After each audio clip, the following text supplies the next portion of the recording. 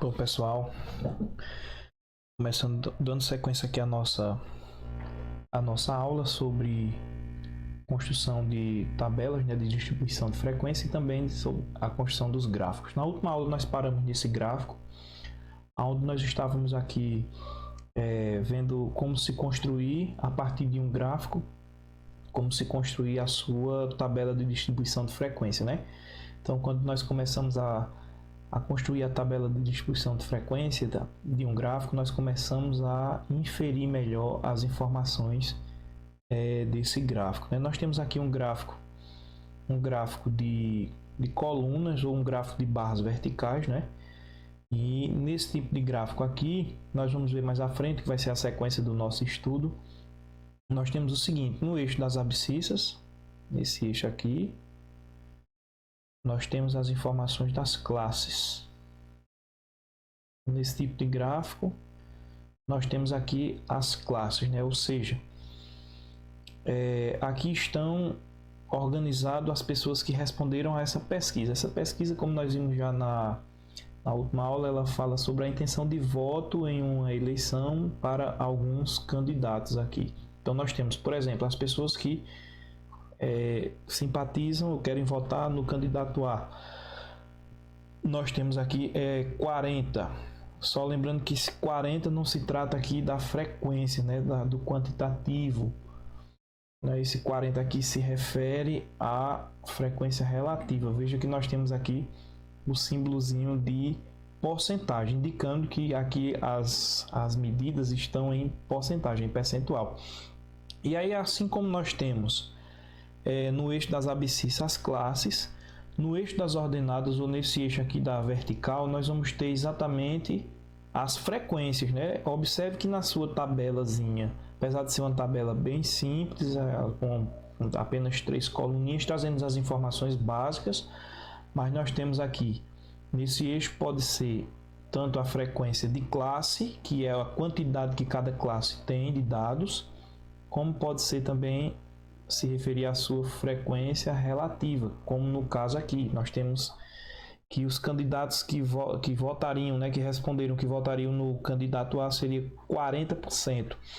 Então, pessoal, essas informações aqui já nos ajudam a começar a completar aqui, né, a nossa tabela de distribuição, que é o que ele pede aqui, ó, com base nessas informações, construa, né, construir a tabela de distribuição de frequência.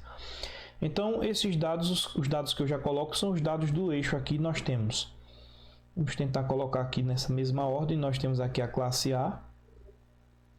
A classe A é justamente daqueles do candidato que teve intenção de voto de 40%.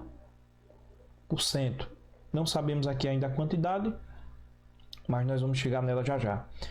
A classe B, nós temos aqui um percentual de 6% de intenção de voto. Nós temos agora o candidato C. Nesse caso aqui, nós tínhamos chamado a atenção na última aula. Observe que nós temos a frequência de classe, são 750 pessoas.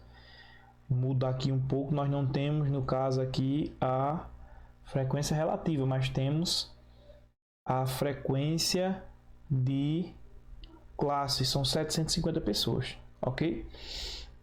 Na classe D, ou do candidato, né, do candidato D, as pessoas que tiveram intenção de voto neles representa 25%. Nós não temos aqui a quantidade. E teve algumas pessoas que não votaram em nenhum desses. A classe está aqui também, né? A classe dos que não escolheram nenhum desses. Vou representar ela aqui por N, né? Nós não sabemos a quantidade, mas sabemos que foi 19%. Ok, pessoal? Então, compor essa tabelinha é justamente você completar aqui essas informações que estão faltando. Para nos ajudar aqui, né? Essa informação aqui ela não foi colocada aqui de maneira aleatória. É para nos dar uma pista. Então, veja bem, a frequência relativa, a gente sabe que para esse tipo de de variável que nós temos aqui. Isso é algo que nós vamos discutir mais à frente um pouquinho, os tipos de variáveis, né? Nós temos as discretas e as contínuas. Então, para esse tipo aqui que se trata de discreta, a frequência relativa vai ter que dar 100%. Então, se aí tem que ser obrigatoriamente 100%, o que é que acontece? Nós já temos como descobrir aqui essa medida que está faltando aqui. Essa medida que está faltando aqui vai ser exatamente 10%. Não é? Porque se você somar aqui, você vai ver que vai dar 90% para poder completar os 100% que nós precisamos aqui. Essa medida tem que ser 10%. Então, já dá para a gente fazer aqui uma relação direta desses 10% com esse valor aqui, 750. Essas 750 pessoas representando aqui os 10%.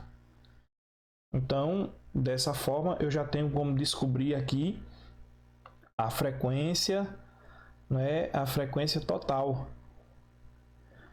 A frequência total que eu coloco aqui, a frequência total, você já sabe que é a soma de todos os dados, né, de todos os valores que tem em cada classe. Mas como é que eu descubro isso? É só eu pensar o seguinte: qual é o valor que, fazendo 10% desse valor, né, eu vou fazer 10% desse valor, eu vou encontrar exatamente 750. Então, você vai descobrir que vai ser exatamente 7.500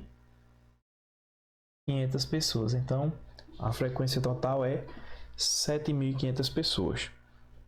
Então, com a frequência total, agora não fica difícil para você sair aqui calculando os outros valores que faltam, né? Por exemplo, aqui nós temos o seguinte: para descobrir esse valor, o que é que eu faço aqui? 40% de 7.500. Então, descobrindo quanto é 40% de 7.500, né?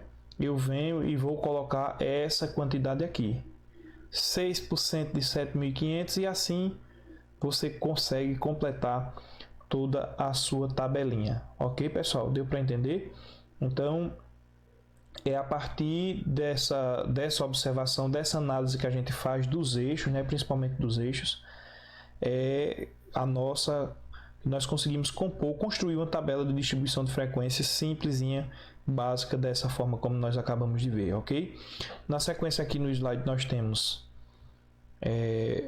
a tabelinha completa, então está aí, certo? A quantidade de 7.500 que nós achamos e os valores de cada classe, a frequência de cada classe, ok? Bom, dando sequência ao nosso estudo, como eu tinha dito para vocês, nós vamos hoje, a partir de hoje, começar aqui nossa análise sobre os tipos de gráficos, né?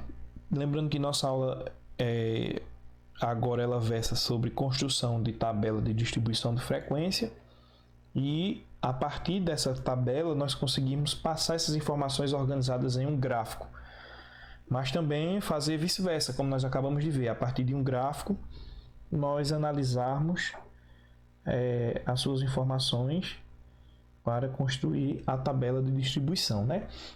Então vamos lá, aqui nós temos o primeiro dos gráficos que nós vamos estudar, ou relembrar, né? Muitos de vocês já devem ter estudado isso, não sei se com tanto detalhe, mas nós vamos ver agora. Esse gráfico aqui é o que nós estávamos fazendo, né? O gráfico de barra vertical ou gráfico de colunas. Como eu já disse a vocês, no eixo horizontal é onde ficam exatamente distribuídas as classes, né? Aqui no eixo vertical é onde ficam distribuídas as frequências. Aqui eu tanto posso ter informação da frequência de cada classe como da frequência relativa de cada classe. Então, eixo das abscissas as classes, eixo das ordenadas ou eixo vertical as frequências, né? E aqui nós temos, se fosse para a gente construir aqui a tabelinha, né? Nós temos o mesmo rosa e dados de time de basquete aqui dos meninos do 9º ano, que nós estamos trabalhando com eles já há algum tempo. Nós teríamos aqui a classe, né?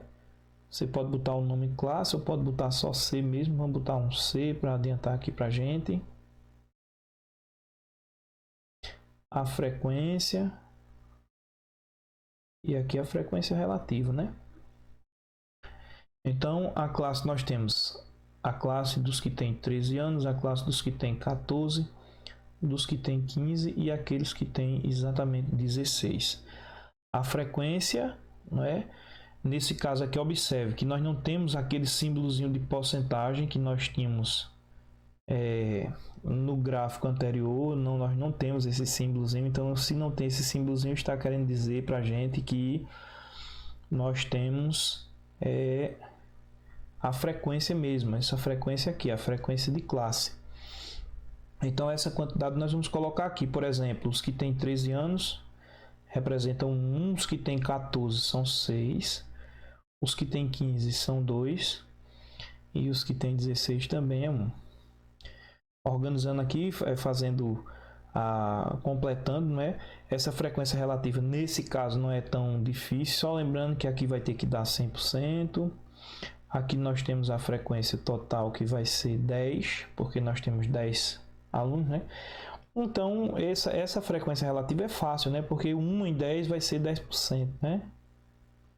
6 vai ser 60%, 2 é 20%, e aqui nós temos 10% de novo, completando aí os nossos 100%. Tá aí a construçãozinha da tabela, não é bem simples, mas é só lembrando, pessoal, nós estamos estudando o gráfico agora, então lembre, esse tipo de gráfico de coluna, né? Gráfico de coluna ou de barra vertical também, ou seja, que tem as barrinhas em pé, né? Assim.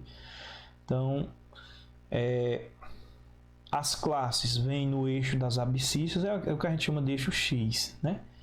E a frequência aqui, o eixo das ordenadas, tá certo? Tudo bem? Deu para entender? Então, você vai ter a oportunidade de rever com mais detalhes e mais tempo, né, esse vídeo. Então, você volta lá e dá uma olhadinha nesses detalhes, tá certo? Dando sequência aqui aos nossos estudos, nós vamos ter o gráfico de barras horizontais. Então, o gráfico de barras horizontais é basicamente a mesma coisa que nós vimos anteriormente, só que aqui veja que, observe, inverte os eixos, ó. Porque agora nós temos aquelas colunas que antes estavam em pé, nós temos agora elas aqui na horizontal, né? Então, elas estão na horizontal, de forma que inverteu aqui, e nós temos aqui agora as classes e as frequências, que você já sabe que são duas, né? Tanto a frequência de classe como a frequência relativa. Agora nós temos ela aqui no eixo das abscissas, né? Ou seja, no eixo da horizontal. Inverteu. Então é só você, quando for analisar esse tipo de gráfico, lembrar desse detalhe. O gráfico de barras horizontais, ele inverte, né? A leitura aí, você vai inverter a leitura dos eixos, tá certo? Se for para você construir a tabela, é só ter esse cuidado, não vai ter dificuldade alguma, tranquilo? Continuando aqui Agora nós temos o gráfico de linhas. O gráfico de linhas, ele volta aqui, né, a configuração onde nós temos aqui no eixo das abscissas nós temos as classes, no eixo aqui da vertical nós temos as frequências. E agora interessante que nós temos a forma de marcação desse gráfico, ela é diferente um pouquinho, porque nós começamos pelos pontos aqui, ó. Cada ponto desse tem que ser marcado primeiro, para poder então depois nós ligarmos esses pontos, né? E todos vocês acho que lembram que para poder a gente marcar pontos no sistema como esse aqui, né? Esse aqui você está vendo que é a estrutura do sistema cartesiano. Isso é um par ordenado. Então, por exemplo, esse ponto aqui, as coordenadas dele são 13 e 1, né? Desse ponto aqui nós temos 14 e 6. Aqui nós temos 15 e 2. E aqui nós temos 16 e 1. Se você analisar aqui, as coordenadas que compõem cada par ordenado desse diz respeito primeiro a uma informação da classe que ele pertence, não é? E depois o segundo elemento, ou a segunda informação diz respeito ao tipo de frequência. Nesse caso aqui nós temos frequência absoluta, né? Então é só analisar desse jeito, dessa forma aqui o gráfico de linhas, né, para você ver a informação, a qual é a classe que pertence à sua frequência. Depois que os pontos estão marcados, então vem aqui e faz a ligação, né, o que faz com que ele tenha esse nome de gráfico de linhas. Ok, pessoal? Então é mais ou menos assim, um gráficozinho simples de linhas, mas a estrutura básica dele é essa aqui, ok? Se fosse para construir uma tabela de distribuição desse gráfico, seria do mesmo jeito que nós já fizemos anteriormente. E agora nós chegamos ao gráfico de setores, circulares, né? Esse gráfico aqui também é conhecido como gráfico de pizza. E esse gráfico aqui, nós temos o seguinte: no gráfico de setores circulares, as classes unitárias elas são representadas justamente pelos setores circulares. Então, mas o que é o setor circular? Que inclusive dá um nome, né, a esse tipo de gráfico. O setor circular, a gente pode interpretar ele como sendo uma parte do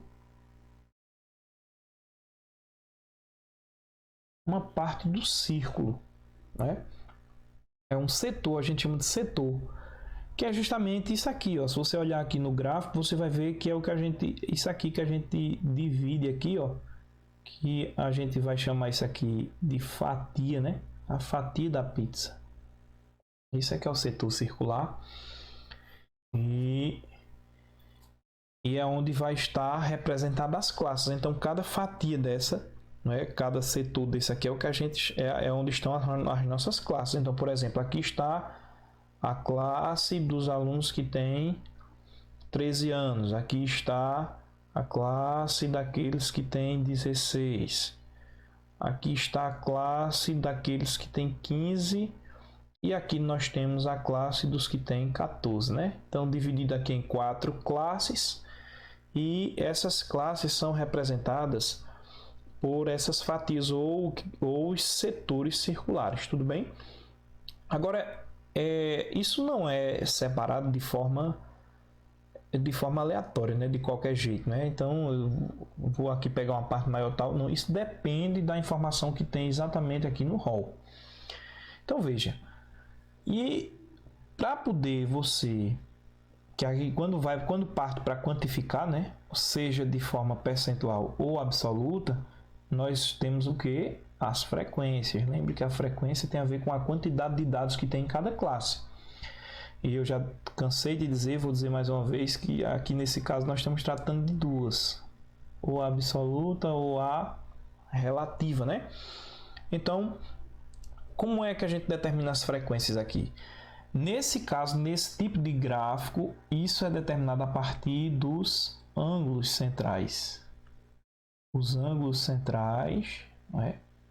Opa, mas aí agora nós temos que ver o que significa os ângulos centrais. Então, nós vamos ver que isso é determinado a partir de uma proporção, né? Uma regra de 3, onde nós temos aqui o seguinte estudo. Vamos lá. Quando a gente estuda a frequência, como eu já disse para vocês, nós temos duas, né? Pode ser a frequência relativa, pode ser a frequência absoluta. Esse F aqui está representando justamente os dois tipos, ou a frequência comum ou a frequência relativa, porque com essa formulazinha aqui dá para a gente calcular as duas formas. Nós temos aqui a frequência total, né? E aqui agora eu quero fazer a seguinte análise com vocês. Veja, a frequência total, o próprio nome já está falando, né? Mas eu vou enfatizar aqui. Isso aqui está falando do total, né? É a frequência toda. No caso, se eu quiser saber a frequência total aqui dessas informações que eu tenho, é só contar o rol. Ou então contar de forma individual quantas a frequência de cada classe somar. A gente já sabe disso. Então significa dizer que a frequência ela representa uma parte desse total de informação que eu tenho, né? Então tá aqui. Do outro lado, nós vamos ter 360 graus. Todos vocês sabem que isso corresponde ao ângulo central, ou seja, esse ângulo aqui da circunferência, mas de forma o quê? De forma completa, né? Então, ou seja, isso aqui também está se referindo ao total. E aqui, essa letrinha grega que a gente vai chamar de alfa, né? Nós vamos estar nos referindo a uma parte do ângulo. Esse alfa representa uma parte, não é? E essa parte é exatamente esses ângulos que nós temos aqui. Por exemplo, esse ângulo maior, vou tentar dar uma destacada aqui nele. O ângulo maior, esse ângulo aqui, é dessa classe aqui dos alunos que tem 14 anos, nós podemos dizer que é o ângulo alfa correspondente, né, à classe dos que tem 14 anos. E da mesma forma eu posso fazer com os demais também. Então veja que para cada fatia dessa, para cada setor circular desse aqui, eu tenho um ângulo correspondente a ela, né? Um maior, claro, se a área ocupada do círculo é maior, o ângulo é maior, é claro, né? Então nós vamos ter dessa forma a possibilidade de desenhar o ângulo do setor circular, né, de forma proporcional a partir dessas informações aqui, mas usando essa formulazinha aqui, né? Então você tem que a frequência total está para a frequência de classe, assim como 360 está para 360 é o ângulo total e alfa aqui representa o ângulo central, né? Ou seja, a parte de cada classe. Então tá aqui essa formulazinha que é uma regrinha de 3 e a partir dela nós podemos descobrir, né, as informações. Por exemplo, vamos colocar aqui na prática. Imagine que eu quero calcular esse ângulo central aqui, esse ângulo que eu destaquei. Quanto mede esse ângulo, né? Um outro detalhe, pessoal, é o seguinte: aqui na frequência nós podemos usar, como eu já disse a vocês, tanto a frequência comum como a frequência relativa, viu? Eu vou fazer o seguinte: eu vou calcular com a frequência relativa. Só lembrando, eu posso usar tanto a frequência comum como a frequência relativa. Usando a frequência relativa, nós temos o seguinte: a frequência total relativa, quando eu me refiro a percentual, você já sabe que vai ser 100. A frequência relativa dessa classe aqui, que tem 6 alunos, né? 6 em 10, a gente já sabe que a frequência relativa dessa classe é 60%. A gente viu isso no gráfico anterior. Então, aqui embaixo eu coloco 60. Tudo bem? Do outro lado eu tenho os 360, que se refere ao ângulo completo, o ângulo central, que vai ser dividido justamente pelo ângulo que eu estou querendo encontrar aqui nesse caso, que vai ser o ângulo da classe dos alunos que tem 14 anos, né? Aí. Então, com essa a gente faz o cálculo aqui, né, e descobre quanto é que mede esse ângulo. Por exemplo, eu posso cortar esse zero com esse zero, e aqui em cima, né, nos antecedentes dessas razões, eu posso, tem aqui umas maneiras de simplificar, eu posso cortar esse zero com esse zero também, né? E aí nós vamos fazer o seguinte, nós vamos fazer a multiplicação agora cruzando, não é? Esse aqui vai multiplicar, é a multiplicação dos meios pelos extremos, né? Então nós temos que o ângulo da classe dos alunos que tem 14 anos vai ser igual ao resultado de 36 vezes 6. Então faz esse cálculo aqui, 36 vezes 6. Nós temos 6 vezes 6, 36, que vai 3. 6 vezes 3, 18. 18 com 3 lá nós temos 21. Então, esse ângulo, é o ângulo que nós estamos calculando desde o começo aqui, o ângulo da classe dos alunos que tem 14 anos, vai ser igual a 216 graus. E pessoal, tomara que vocês tenham compreendido, né? Então, veja que com isso eu encontrei a medida do ângulo. Mas observe que você pode encontrar a medida do ângulo. Você pode também, dependendo da informação que você tenha. Imagine que nós tivéssemos a medida do ângulo, mas não tivéssemos a frequência relativa. Então, você substituiria aqui. No lugar do ângulo, colocaria os 216. E com essa mesma fórmula, você encontraria ou a frequência, que nós já sabemos que é 6 para essa classe, ou a frequência relativa. Então, depois faça o teste, em vez você substitui aqui. Agora lembre, se você for trabalhar com a frequência comum, aqui no lugar da frequência total, tem que ser a frequência total normal, né? A frequência total absoluta. Por exemplo, eu tenho aqui, nesse rol, eu tenho 10 alunos, então a frequência total seria 10. Mas se você está querendo calcular a frequência relativa, ou usando a frequência relativa, essa frequência total, ela vai ter que ser o total, quando a gente trabalha com frequência relativa, é 100%. Que foi o que eu usei aqui, ó. Observa aqui que você tem o 100. Uma outra informação aqui que eu acredito que é relevante para vocês também, pessoal, é o seguinte: observe que quando a gente monta aqui essa proporção, tem esse cuidado aqui de ficar, olha, aqui eu tenho os dados da minha pesquisa desse lado de cá, né? E desse lado de cá eu tenho os dados, ou melhor, as informações do sistema que eu estou usando para representar, que nesse caso aqui, inclusive, é até geométrico, que é uma circunferência. Por isso que nós estamos falando de ângulo, né? Ângulo central, porque é um círculo, aliás.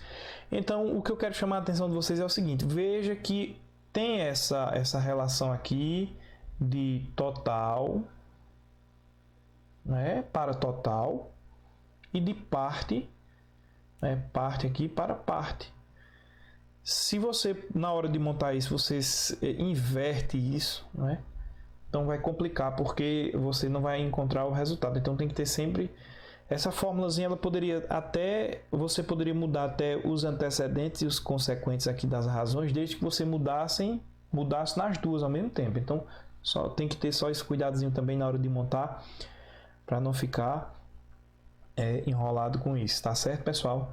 Então você vai ter a opção de rever esse vídeo, né? Então você pode, algum detalhezinho, alguma dúvida que ficou, você pode rever novamente.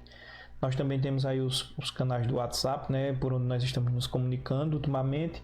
Você pode mandar também a sua dúvida por lá, que aí eu estarei respondendo à medida do possível, né? A gente está nessa correria, mas sempre que eu tenho um tempinho eu vou lá e procuro atender vocês, tá bom?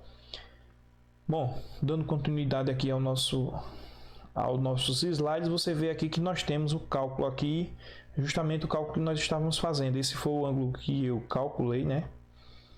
Aqui o ângulo de 216, mas aqui você também tem os ângulos centrais, né, correspondentes aos setores circulares de cada uma das outras classes também. Então a classe dos alunos que tem 13 anos, lá o ângulo central, você pode fazer esse cálculo. Faça esse cálculo para você praticar, né? Vai dar 36 graus.